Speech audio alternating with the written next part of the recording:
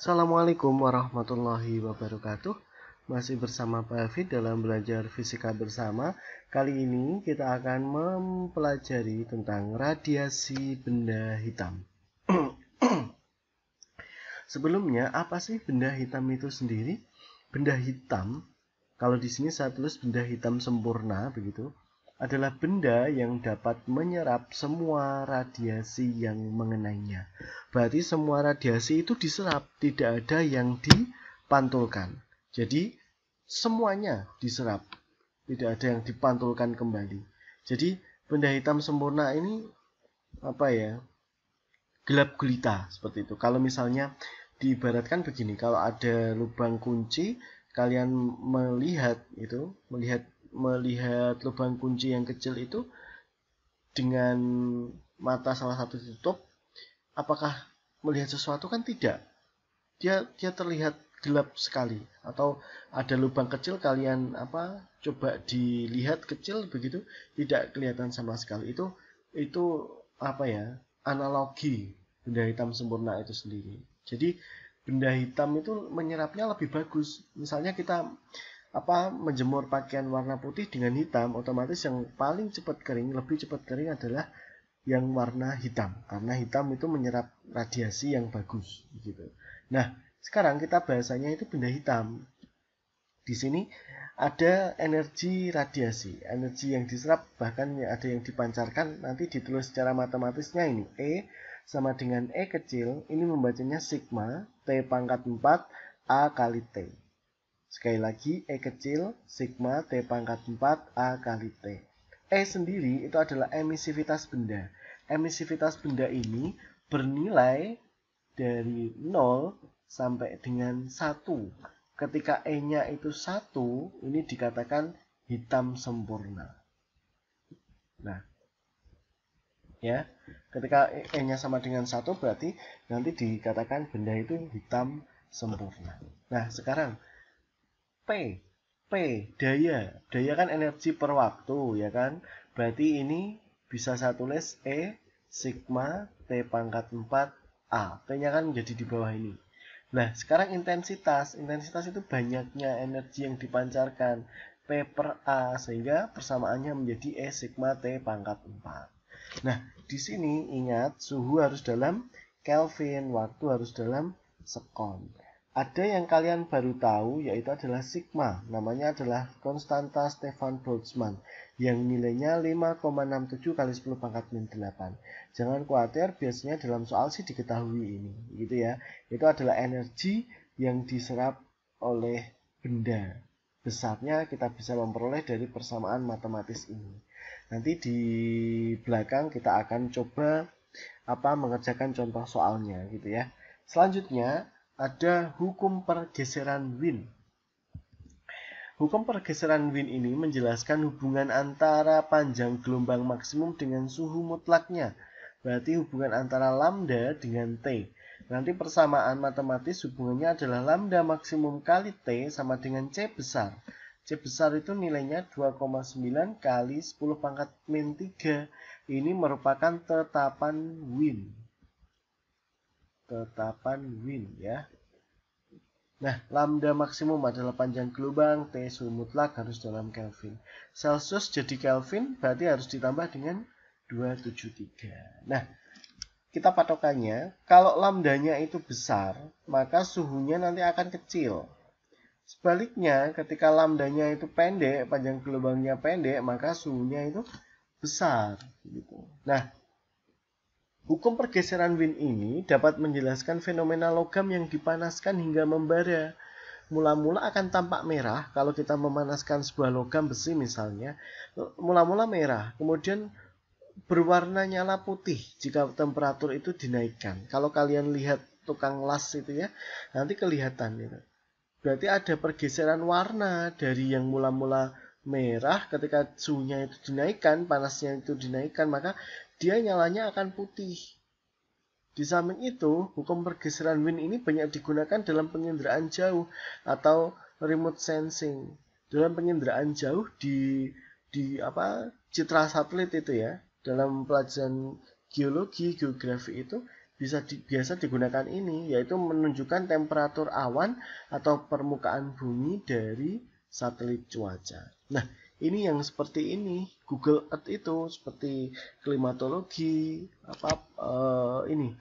iklim, cuaca, itu penginderaan jauh itu bisa menggunakan teori dari pergeseran wind ini. Tapi ada kelemahannya dari pergeseran wind ini, yakni tidak dapat digunakan untuk seluruh bagian spektrum.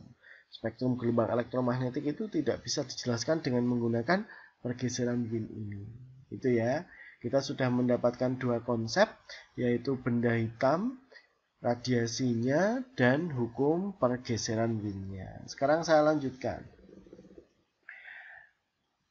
Setelah tadi wind dengan Stefan Boltzmann, sekarang ada Planck. Teori Planck. Planck ini menyatakan bahwa energi radiasi gelombang elektromagnetik yang dipancarkan atau yang diserap oleh bahan, tadi kan menyerap atau memancarkan bahan itu kan, berupa paket-paket energi yang disebut kuanta atau foton. Paket-paket energi ini biasa disebut dengan diskrit ya. Lawan diskrit itu kontinu. Ini berupa paket-paket. Yang namanya energinya itu adalah energi foton yang diserap atau dipancarkan. Yang besarnya adalah HF. E, energi foton. H itu konstanta Planck yang nilainya ini. 6,6 kali 10 pangkat min 34. Kalau energinya banyak untuk N buah foton, maka nanti dikalikan dengan konstanta NE. Koefisien NE. N itu bilangan asli ya. Bilangan asli itu nilainya berarti mulai dari 1, 2, 3, dan seterusnya. Ini adalah energi foton. Energi foton itu berupa paket-paket energi atau diskrit dalam pemancaran atau penyerapannya itu. Nah, semoga masih ingat di spektrum gelombang elektromagnetik ada ini. C sama dengan lambda F. Nilai C masih ingat 3 kali 10 pangkat 8 ya. Cepat rambat gelombang cahaya. Kalau kita mau mencari frekuensi, berarti C per lambda. Sehingga persamaan E sama dengan HF ini, F-nya itu bisa saya substitusi itu menjadi HC per lambda. Kadang-kadang nanti energi foton kita cari dari persamaan ini. Jangan lupa ya, cepat rambat gelombang cahaya 3 kali 10 pangkat 8 meter per sekon. Oke. Sekarang kita coba mengerjakan soal berikut. Hitunglah energi foton dari gelombang cahaya yang memiliki frekuensi ini. Karena ini frekuensi, berarti kita tinggal memasukkan rumus ini. HF, ya, mudah sekali. 6,6 kali 10 pangkat min 34 dari mana? Dari sini, tetapan Planck frekuensinya 5 kali 10 pangkat 14. 6,6 kali 5 berarti 3,3 min 34 ini plus 14 perkalian pangkat menjadi penjumlahan berarti menjadi min 19 karena sudah ada di sini ya. Ini langsung min itu tadi. Mudah sekali bukan? Ini adalah energi foton dari gelombang cahaya tersebut. Yuk kita lanjutkan contoh soal berikutnya. Saya memiliki 3 buah contoh soal di sini yang akan kita kerjakan bersama-sama. Yang pertama, sebuah benda dengan luas permukaan 200 cm pangkat 2. Luas permukaan berarti apa? A, ya kan? Area. Cm pangkat 2. Ini harus dirubah dalam meter, berarti 200 kali 10 pangkat min 4 ya. Karena kuadrat, atau bisa saya tulis 2 kali 10 pangkat min 2. Paham ya? Nah, bersuhu 727 derajat Celcius. Suhu berarti T ya. Celcius harus dirubah dalam Kelvin. Berarti ditambah dengan 273. Hasilnya adalah 1000. Atau 1 kali 10 pangkat 3. Saya tulis begini saja biar lebih mudah. Emisivitasnya sebesar 0,6. Emisivitas tadi E. Benda hitam itu ya. Tentukan daya radiasi. Kita cari P-nya, daya. Kita masukkan ke rumus tadi, ke rumus awal ya, P. Ada kan? Saya tunjukkan. Nah, ini. E sigma T pangkat 4 kali A. Kalau ini enak, tinggal masuknya saja. Tapi kalau kamu tidak hafal ya sama juga bohong. Ya, E sigma T pangkat 4 kali A. Nah, ini tinggal masuk ke angkanya saja. E-nya tadi berapa? 0,6, oke. Sigma itu 5,67 kali 10 pangkat 8, Stefan Boltzmann ya. T-nya 1 kali 10 pangkat 3, hati-hati ini dipangkatkan 4 lagi. A-nya itu 2 kali 10 pangkat 2. Nah, setelah ini dihitung, nanti ketemunya adalah 680,4 watt. Nanti coba dicek ya, dikalikan saja semuanya. Itu mudah ya. Lanjutnya, soal berikutnya yang nomor 2 ini. Dua buah lampu memiliki suhu 127 derajat Celcius dan 127 derajat Celcius dan 127. Berarti kita anggap T1-nya itu 27, T2-nya kita anggap 127. Ini kita rubah semua dalam Kelvin tambah 273 berarti ini 300, yang ini berarti 400. Oke. Dan jari-jari lampu pertama 2 kali jari-jari lampu kedua berarti R1, jari-jari kan R, 2 kali R2. Tentukan perbandingan energi radiasi yang dipancarkan kedua lampu. Yuk, energi. Kalau ada dua keadaan, lebih mudah kita bandingkan. Langsung saja seperti ini. E kan, energi ini kan E sigma T pangkat 4 A kali T. Oke. E sigma T pangkat 4 A kali T. Ini T1, ini T2, ini A1, ini A2. Berarti yang lain, karena ini tidak diketahui di soal, kita anggap sama, kita hilangkan saja. Begitu. Yuk langsung ke bawah.